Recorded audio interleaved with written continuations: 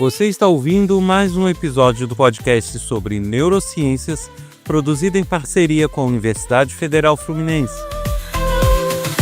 Adriano fala e a mente expande. Eu sou o Adriano Freitas, pós-graduado em Neurociência Cognitiva, especialista em Neuropsicologia Clínica, Neurociência Clínica e Intervenção em Neuropediatria. Neste episódio, eu falo sobre o Natal, vínculos e o cérebro social. Trazendo luz à neurologia, a cada podcast, uma viagem. Quer nos ajudar a manter o projeto vivo e que em 2026 a gente continue com força total, trazendo sempre novos episódios? Compartilhe o canal, os episódios com seus amigos, colegas de trabalho. É esse compartilhamento, a divulgação e a audiência que garantem a continuidade do projeto. Eu conto com você. E se você quiser ajudar fornecendo sugestões de temas, dicas, perguntando, colocando suas dúvidas, seus questionamentos e suas observações, é só escrever para a gente pelo WhatsApp 2299-222-1003. Pode também seguir as redes sociais neurociência.af, TikTok, Instagram, Facebook e Quora. Por fim, pode também visitar o meu site www.adrianofreitas.com. Adriano Freitas no comando, descobrindo os segredos é o plano. Neurônios dançam em sinfonia, as sinapses brilham, pura energia. Cada ideia é um clarão no escuro. Uma experiência muito comum no Natal e que as pessoas sentem, percebem, mas ninguém consegue explicar direito, é que pessoas adultas, funcionais, muitas vezes com trabalho estável, até seguras no trabalho, com amizades também seguras, estáveis, e até na vida pessoal no geral, de repente elas começam a ficar irritadas ou sensíveis demais, ou defensivas emocionalmente, ou até emocionalmente exaustas, principalmente quando estão com a família. E aí vem a pergunta, por que eu fico assim perto deles? Se está tudo bem na minha vida, está tudo encaminhando da melhor forma possível, por que de repente essa exaustão emocional, por que essa melancolia, ou por que essa irritação, né? E muita gente sente, mas pouca gente explica. A resposta, ao mesmo tempo, é complexa e ao mesmo tempo é simples. É que você não está lidando com pessoas, você está lidando com memórias. Existe uma frase que talvez nos ajude a entender bastante isso, né?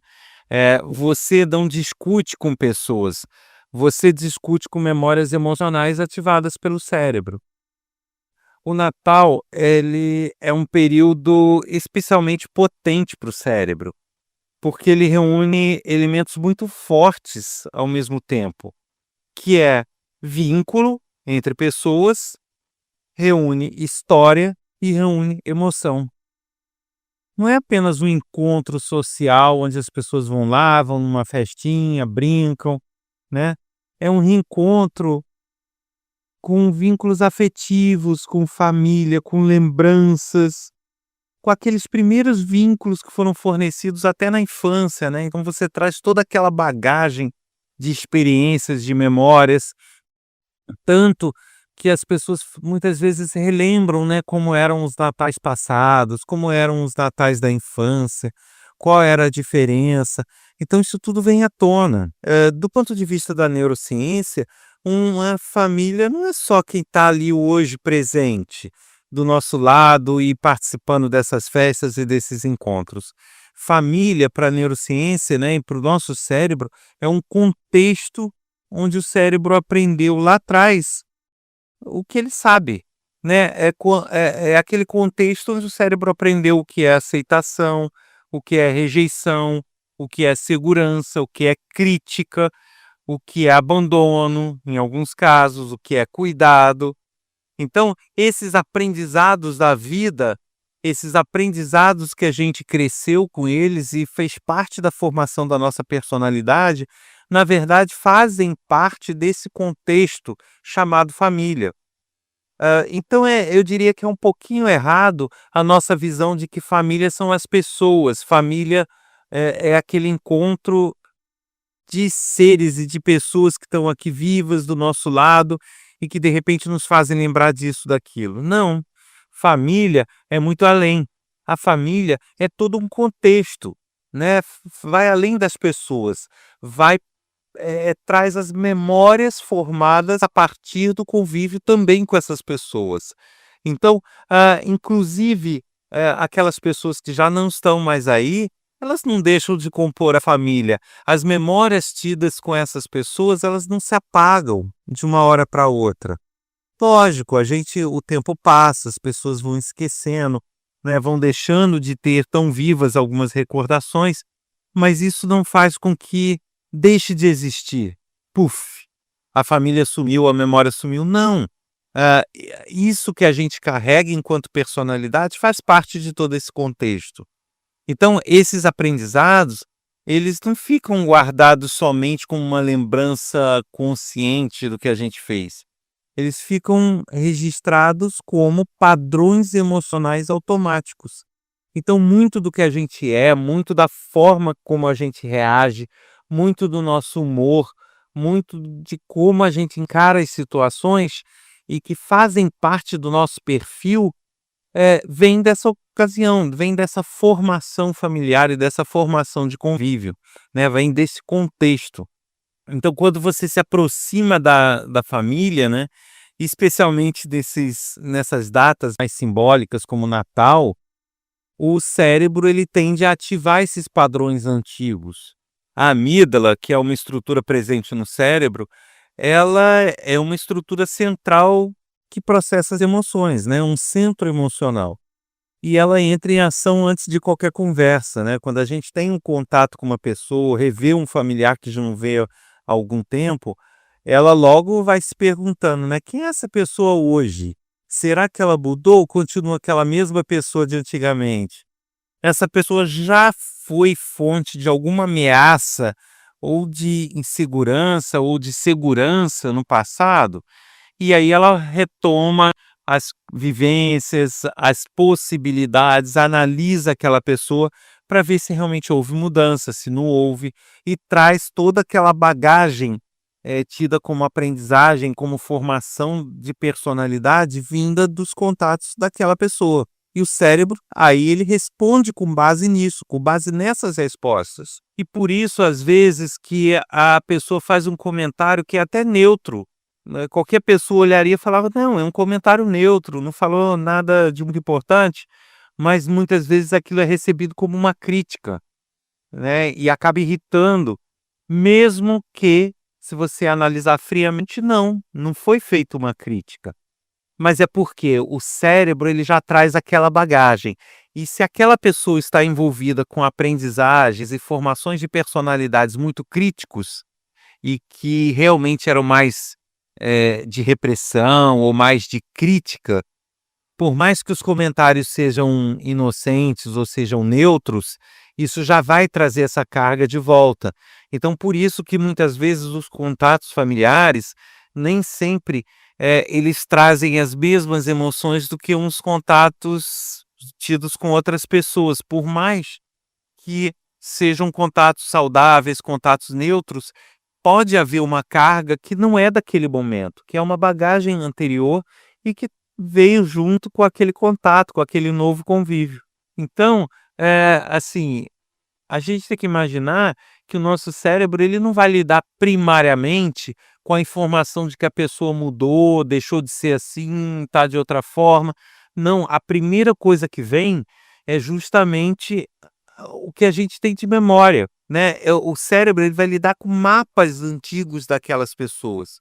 Então, ele vai trabalhar com emoções, sensações, com reações focadas naquilo que a gente tinha como referência daquelas pessoas antigamente.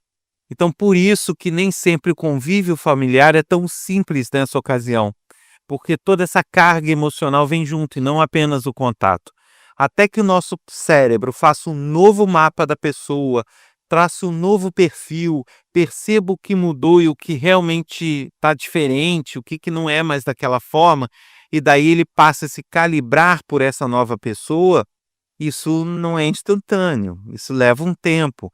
e até que esse tempo leve, muitas vezes a gente vai ter resistências, a gente, em alguns casos vai ter, né, até uma tolerância maior quando de repente aquela pessoa deixou de ser daquela maneira, né. Então, é importante a gente ter essa visão para entender isso, né, muito isso. A gente não está lidando somente com as pessoas, a gente está lidando com as nossas lembranças e com as nossas memórias.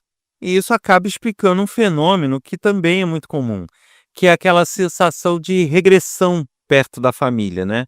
Quando a gente está com a família ou com pessoas que a gente conheceu ou conviveu há muitos anos, de repente a gente nessas ocasiões se reencontra e de repente a gente tem a sensação de reviver coisas, de voltar no passado, né. Pessoas voltam a ter comportamentos até mais infantis algumas vezes.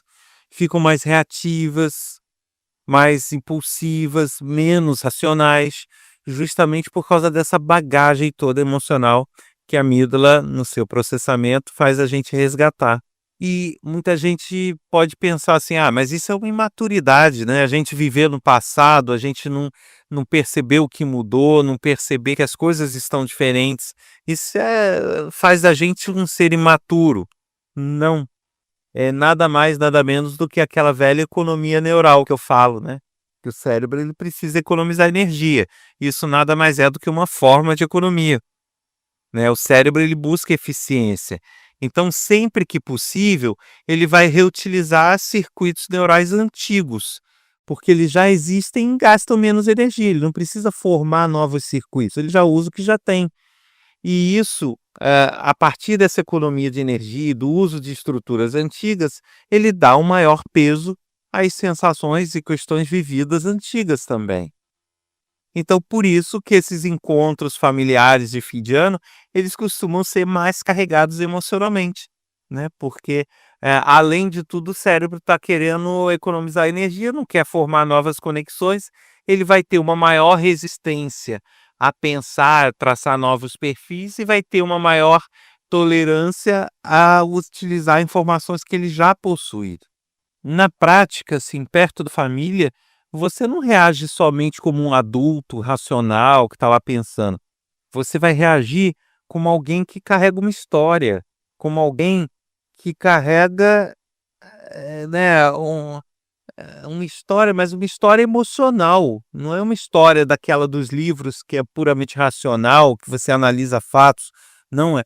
Carrega histórias emocionais. Isso é que faz toda a diferença.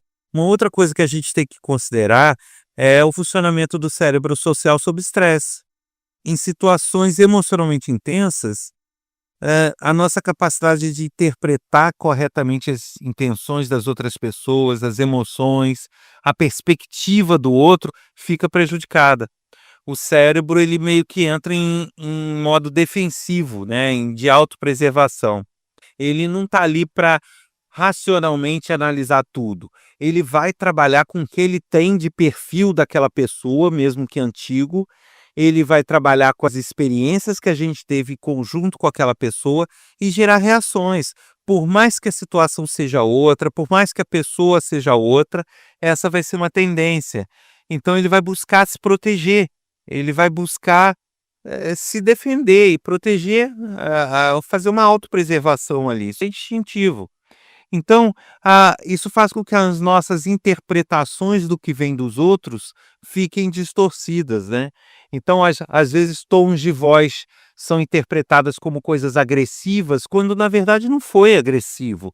A pessoa apenas fez um comentário ou falou alguma coisa e a gente já tem como algo agressivo que veio dela, né. Às vezes a pessoa fez uma pergunta, simplesmente por perguntar, ou uma curiosidade, ou só queria mesmo saber algo para se programar, e aí aquilo ali é tido como uma cobrança, né, como se a pessoa estivesse pressionando, cobrando, né. A pessoa tem uma reação exagerada ao que é feito para ela, justamente porque, ela está em modo defensivo. Até conselhos, né, a pessoa às vezes está querendo dar conselho ingênuo, um conselho às vezes ali amoroso até, e a pessoa está achando que a outra pessoa está querendo controlar, está querendo mandar na vida dela, está querendo determinar. Então isso tudo fica muito ressaltado nessa ocasião e com esses convívios, né, familiares. E isso tudo acontece porque evolutivamente para o ser humano, ele ser desconfiado, né, ele estar no modo defensivo foi muito mais seguro do que ele se confiar. O ser humano só chegou até aqui, só evoluiu até aqui, porque ele entrou em modo defensivo, porque ele tem os momentos onde ele desconfia, ele suspeita de certas coisas e aí ele se protege, né. Se o ser humano o tempo todo confiasse em tudo, ele não teria sobrevivido às várias eras de evolução humana, né, porque vários perigos não teriam sido a gente não teria se precavido para eles. E aí entra um outro aspecto que para muitas pessoas é delicado do Natal, né, que é justamente a expectativa de harmonia. Muitas pessoas, até por uma pressão cultural, uma pressão de sociedade, de religião, têm aquela visão de que, Natal é época de harmonia, Natal é época de deixar a briga de lado, de deixar isso de lado, de não de ser harmônico, de estar em paz com todo mundo, de estar feliz com todo mundo, de se reunir com a família e se sentir bem com essa reunião, é de estar em paz e que a família junta é só amor, é só reconciliação. Não, não é assim. Essa expectativa de harmonia, de que a gente tem que no Natal estar em paz com todo mundo, estar feliz, sorrindo para todo mundo e nada pode ser dito para estragar a festa, isso entra em choque direto com esse convívio entre famílias, com a realidade emocional dessas famílias. Porque, como eu falei, a gente não está lidando com pessoas, a gente está lidando com memórias. E as nossas memórias formadas com esses familiares não é de paz, não é de harmonia o tempo todo. A gente teve briga familiar, a gente teve discussão, a gente teve coisa que às vezes a gente se calou, mas a gente sofreu, a gente não gostou, a gente ficou angustiado, e isso tudo vem à tona. Então, como é que você vai querer, lidando com memórias e não com pessoas, ter uma harmonia plena no Natal, fingir que nada aconteceu? Não, isso é instintivo nosso, isso faz parte da nossa natureza. Ou seja, é normal que a gente fique irritado, é normal que a gente tenha, emoções ressaltadas, que a gente fique irritado, que a gente fique incomodado com a presença de familiares. Não porque a gente, naquele momento foi irritado, mas porque a gente está trabalhando com padrões antigos do nosso cérebro. E aí, a menos que a pessoa tenha um autocontrole absurdo de parar em cada conversa, em cada pessoa e falar: "Não, espera aí, essa pessoa já não é mais como era, aquilo que se deu foi no passado, a pessoa não é mais assim, a convivência está diferente". Se a gente ficar o tempo inteiro conseguindo parar para refletir, para nos colocar no eixo, pode ser até que a gente consiga uma harmonia um pouco maior, mas não é o nosso natural. O nosso natural é ser defensivo, é ser agressivo em alguns momentos, é ser, sabe, é responder de forma abrupta com base naquilo que pode nos prejudicar, não momentaneamente, mas que as nossas experiências passadas indicam que poderia ser danoso para a gente. E do ponto de vista neuropsicológico, isso é previsível, né? O cérebro ele não foi feito para resolver histórias emocionais complexas em encontros curtos. Ele não foi feito para, num encontro onde tudo vem à tona, né? Nossas vivências, as nossas experiências, os nossos aprendizados, e no encontro curto de um dia, de meio dia, de meia hora, a gente revê isso tudo. O nosso cérebro não consegue em meia hora, em uma hora, em meio dia, em uma semana que seja, ele não vai conseguir rever toda a nossa vida, ele não vai conseguir rever toda a nossa história, rever histórias e reformular tudo. Então, é utópico a gente imaginar que num evento curto familiar a gente vai reequilibrar todas as nossas relações. Não vai, não vai. Não faz parte da nossa característica neurobiológica a gente mudar anos e anos de conexões neurais e de vivências em questões de minutos, de horas. Não, não vamos. A gente tem que começar a entender que nem todo desconforto familiar significa falta de amor, ingratidão, imaturidade. Muitas vezes significa apenas que as nossas vivências, as nossas memórias foram ativadas, nada mais que isso. Então, a gente tem uma reação mais agressiva, a gente interpreta uma pergunta do outro como uma agressão, como uma cobrança, mas a gente tem que também parar e tentar, né, como eu falei, não dá para ficar o tempo todo, mas a gente tem que ponderar, né, até que ponto a gente está carregando coisas do passado e até que pontos a gente está realmente naquele presente reagindo como deveria reagir, né. Então a primeira coisa, uma boa dica, né, que pode ajudar, é a gente entender isso, sabe.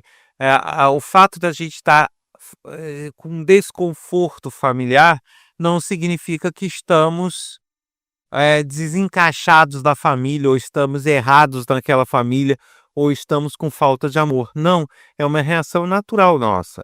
O primeiro ponto é entender isso. O segundo ponto é reduzir a velocidade de reação, né.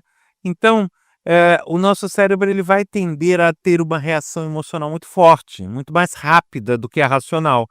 Então, alguma pessoa que fez mal pra gente, que foi angustiante pra gente lidar no passado, a gente vai tender a ter reações emocionais muito mais fortes e muito mais imediatas ao ter um novo contato com ela. Qual é uma outra dica? A gente atrasar a nossa reação, né? Se eu vou ter uma reação de responder alguma coisa, se eu vou ter uma reação de fazer uma careta ou de virar as costas, dá uma respirada, né, dá uma raciocinada, "Espera lá, espera lá, espera lá, essa minha reação é de agora ou é uma reação que eu estou carregando comigo e que está desembocando agora porque ela falou isso?", né. Então, antes de falar, antes de se expressar, antes de virar as costas, antes de dar uma resposta atravessada, antes de ser agressivo, atrasa a sua reação. Muitas vezes você não precisa nem pensar muito sobre.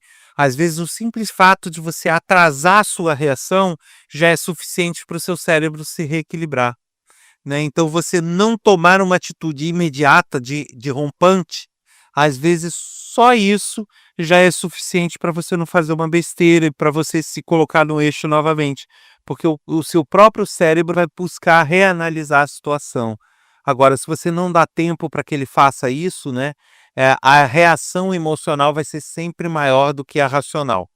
Então a emocional que você vai trazer da sua infância, que você vai trazer da sua vida, que você vai trazer de convívios anteriores, ela vai ser sempre muito mais forte do que algo que você consiga racionalizar naquele momento, tá.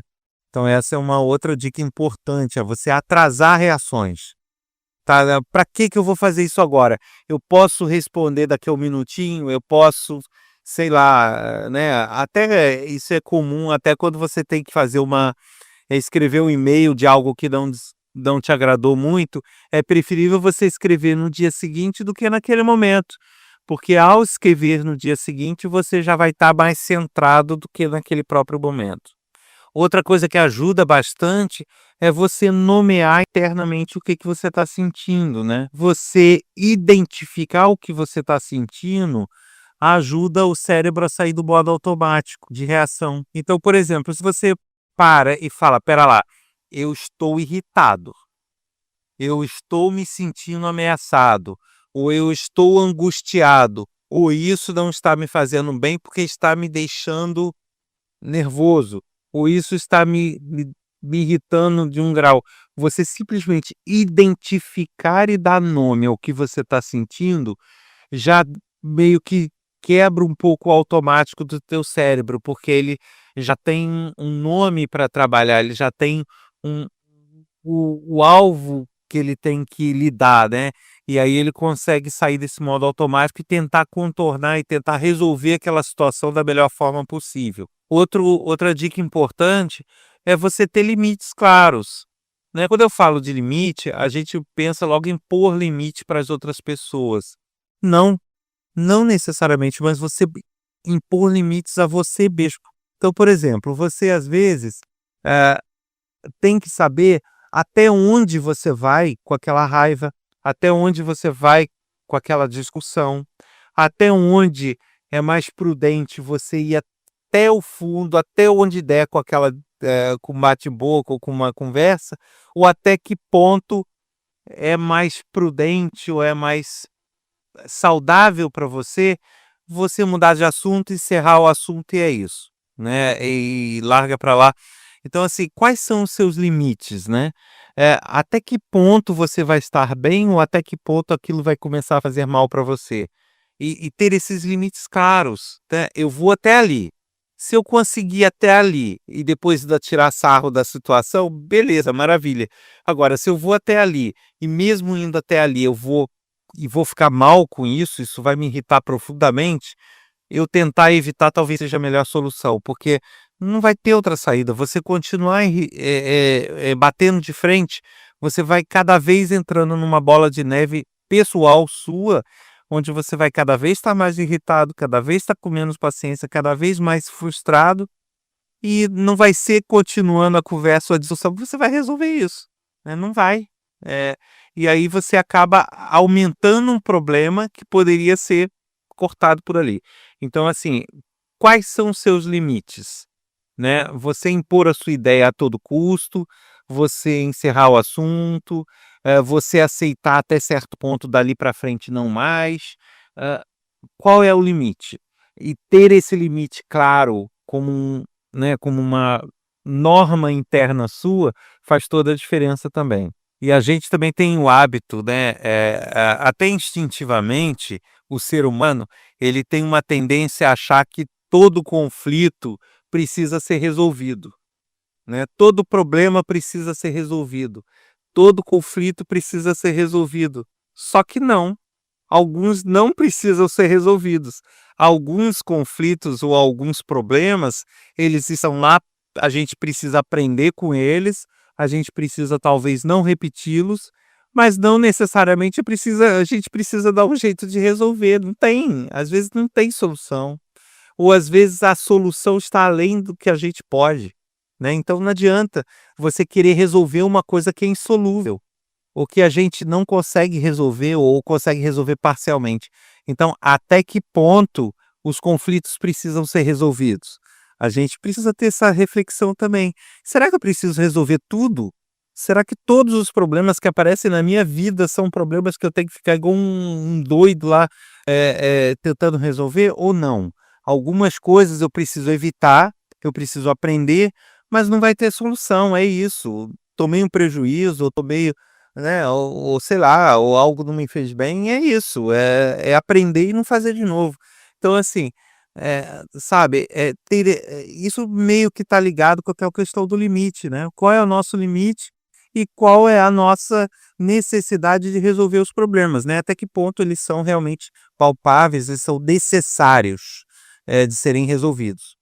A gente tem que talvez ter a maturidade de, especialmente no Natal, entender que resolver todas as pendências familiares não é possível, né. A gente ter, esse amadurecimento de saber que, sabe, a gente vai ter pendências, a gente vai ter coisas do passado, a gente vai ter sensações, a gente vai ter impressões que não vamos conseguir, estão além do que a gente pode, ou porque depende de outras pessoas, ou porque são mais fortes que nós. Então, também é ser maduro, também é ter maturidade emocional, você não querer absorver tudo e você reconhecer que algumas batalhas não vale o preço de você tentar resolver elas, né. Algumas batalhas valem, mas outras não. Outras elas vão custar muito mais caro para você resolver do que, você ir, sabe, mudar de rumo e aprender com aquilo e é isso. E isso eu falo para o Natal, mas vale para a nossa vida como um todo, né. Eu costumo dizer, às vezes você tem, uma, sei lá, uma discussão numa loja com algo que você comprou, às vezes é algo sem valor, é algo pequeno, é algo que não faz diferença na nossa vida, mas às vezes o contexto daquilo, às vezes, toda a história que aquilo traz, todo o desrespeito, toda aquilo às vezes é necessário você encarar, por mais que não tenha valor, para que você internamente resolva aquela agressão que foi feita contra você, né, aquele desrespeito que foi feito contra você. E às vezes a gente tem coisas que aparentemente são muito valiosas, que custam muito e que não vale a pena, não vale a pena, né. Então a gente ter esses limites claros é muito importante, né, porque Afinal de contas, o Natal, ele não ativa apenas relações, ele ativa histórias, ele ativa memórias. E entender isso não vai resolver tudo, mas certamente vai aliviar muito. A mente é um labirinto sem fim. Em ondas cerebrais eu mergulho assim. Adriano Freitas no comando. Você ouviu mais um episódio do podcast sobre neurociências, produzido em parceria com a Universidade Federal Fluminense. Eu sou o Adriano Freitas, pós-graduado em Neurociência Cognitiva, especialista em Neurociência Clínica, Neuropsicologia Clínica e Intervenção em Neuropediatria. Neste episódio, eu falei sobre o Natal, vínculos e o cérebro social. Quer colaborar com a gente? Envie o canal, os episódios para seus amigos, colegas de trabalho, compartilhe em suas redes sociais. Essa audiência e o compartilhamento garante a continuidade do projeto, nos ajuda muito. Eu conto com vocês e te aguardo aqui no próximo episódio. Até lá!